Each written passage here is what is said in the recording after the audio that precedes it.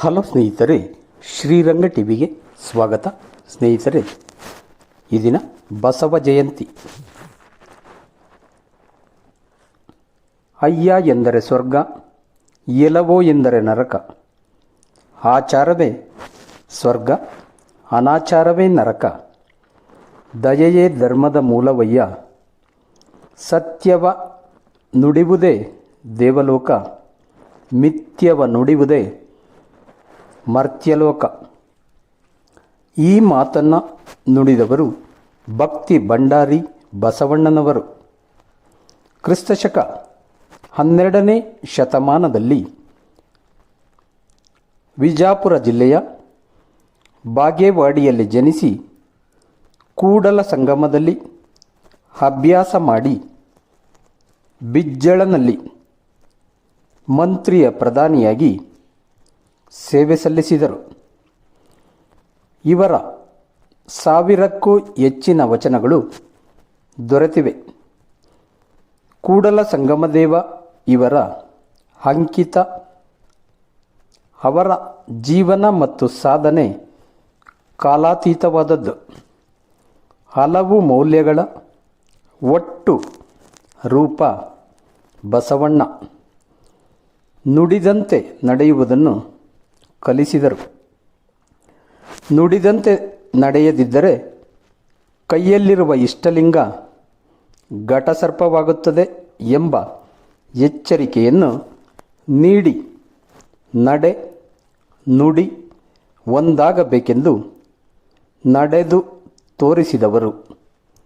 ಆಚಾರ ವಿಚಾರ ಲೌಕಿಕ ಪರಮಾರ್ಥ ಅವೆಲ್ಲವುಗಳನ್ನು ಒಟ್ಟುಗೂಡಿಸಿಕೊಂಡು ಬಾಳಿ ಬದುಕಿ ತೋರಿಸಿದ ಕೀರ್ತಿ ಅವರಿಗೆ ಸಲ್ಲುತ್ತದೆ.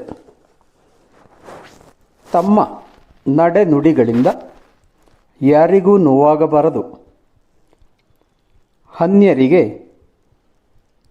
ಮಾಡಿದ ನೋವು ಆ ಜೀವಿಯ ಮೂಲಕ ಅಂತರಂಗದಲ್ಲಿ ನೆಲೆಸಿದ ಅಂತರಾತ್ಮನಿಗೂ ಉಂಟಾಗುವುದು.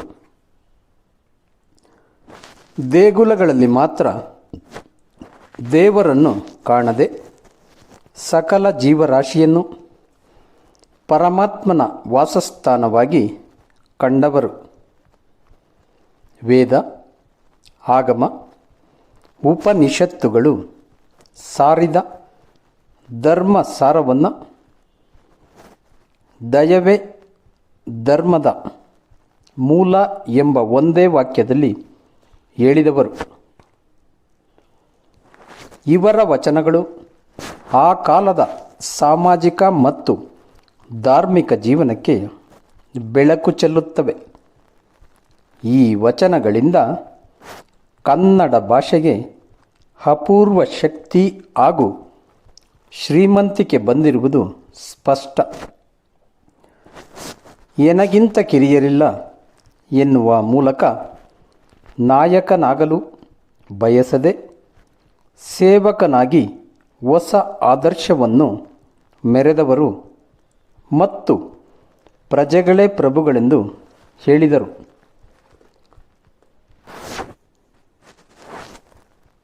ಸ್ಪೃಶ್ಯರು ಅಸ್ಪೃಶ್ಯರು ಇವು ಮಾನವ ನಿರ್ಮಿತ ಭೇದವೆಂದು, ಕೊಲ್ಲುವವನೇ ಮಾದಿಗ, ಹೊಲಸು ತಿಂಬವನೇ ಒಲೆಯ ಎಂದು ತಮ್ಮ ವಚನಗಳಲ್ಲಿ ಹೇಳುತ್ತಾ ತಾವೇ ಹರಿಜನ ಕೇರಿಗಳಿಗೆ ಹೋಗಿ ಭೋಜನ ಸ್ವೀಕರಿಸುತ್ತಿದ್ದರು.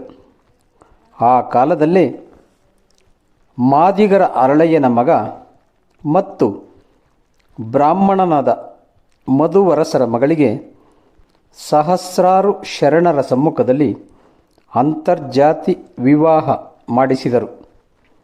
ಇದು ಇತಿಹಾಸದಲ್ಲಿ ಒಂದು ಸುವರ್ಣ ಸಂಪುಟ.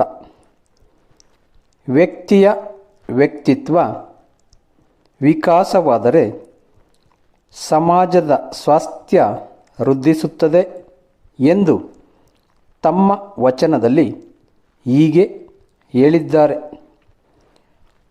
ಅನ್ಯರ ಡೊಂಕು ತಿದ್ದುವ ಮೊದಲು ನಮ್ಮ ಡೊಂಕನ್ನು ತಿದ್ದುಕೊಳ್ಳಬೇಕೆಂದು ಹೇಳಿದರು. ತನುವ ಸದೃಢಗೊಳಿಸಲು, ಶುದ್ಧಗೊಳಿಸಲು ಸಾವಿರಾರು ವರ್ಷಗಳಿಂದ ಹರಪ್ಪ ಮೆಹೆಂಜೋದಾರೋ ಕಾಲದಿಂದಲೂ ಆಚರಣೆಯಲ್ಲಿದ್ದ ಇಷ್ಟಲಿಂಗ ಪೂಜೆಯ ಮಹತ್ವ ತಿಳಿಸಿ ಲಕ್ಷಾಂತರ ಜನರು ಇಷ್ಟಲಿಂಗ ಯೋಗಿಗಳಾಗುವಂತೆ ಮಾಡಿದರು. ಮನ ಶುದ್ಧಿಗೊಳಿಸಲು ಓಂ ನಮಃ ಶಿವಾಯ ಎಂಬುದೇ ಮಂತ್ರ ಎಂದು ಹೇಳಿ ಮನ ನಿರ್ಮಲಗೊಳಿಸುವ ಮಾರ್ಗ ಬೋಧಿಸಿದರು.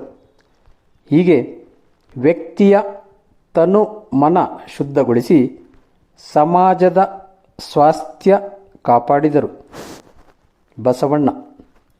ಇವರ ಈ ಕಾರ್ಯದ ಕಂಪು ಕಾಶ್ಮೀರದವರೆಗೂ ಹರಡಿ ಅಲ್ಲಿಯ ರಾಜ್ಯವನ್ನು ರಾಜನನ್ನು ಕೂಡ ಶರಣನನ್ನಾಗಿ ಪರಿವರ್ತಿಸಿತು.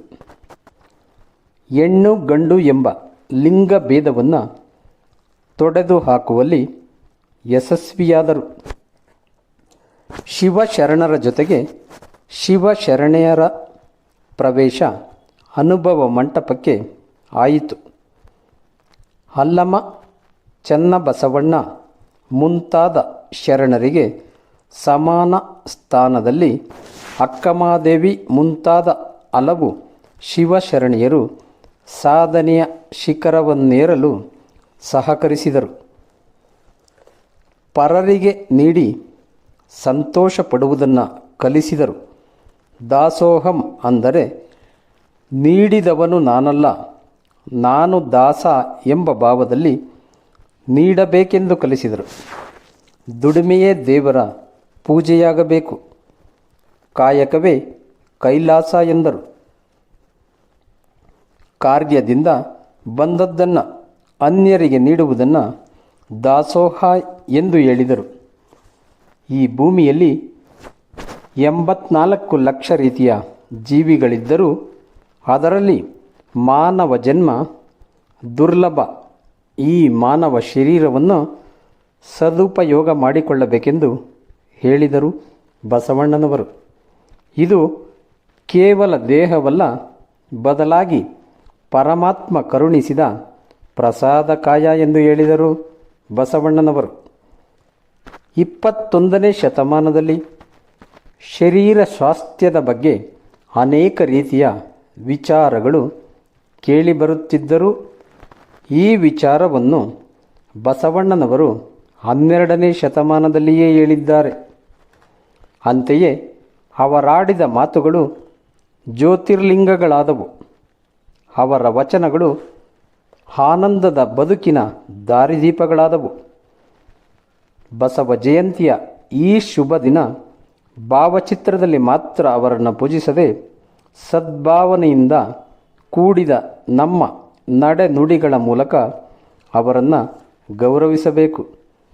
ಜಾತಿ ಭಾವನೆಯನ್ನು ದೂರವಿಟ್ಟು ಪರಸ್ಪರ ಪ್ರೀತಿ ಹಾಗೂ ಸೌಹಾರ್ದದಿಂದ ಸಮಾಜವನ್ನು ಸಾಮರಸ್ಯದ ಸ್ವರ್ಗವಾಗಿಸಬೇಕು. ಅದುವೇ ಬಸವಣ್ಣನವರು ಕಟ್ಟಿ ಬಯಸಿದ ಆದರ್ಶ ಸಮಾಜ. ಧನ್ಯವಾದಗಳು ಸ್ನೇಹಿತರೆ. ಈ ದಿನ ನಾವು ಬಸವಣ್ಣನವರ ಆದರ್ಶಗಳ ಬಗ್ಗೆ ತಿಳಿದುಕೊಂಡಿದ್ದೇವೆ. ಎಲ್ಲ ಕೇಳುಗರಿಗೂ ನೋಡುಗರಿಗೂ ಬಸವ ಜಯಂತಿಯ ಶುಭಾಶಯಗಳು. ಜೈ ಹಿಂದ್, ಜೈ ಕರ್ನಾಟಕ.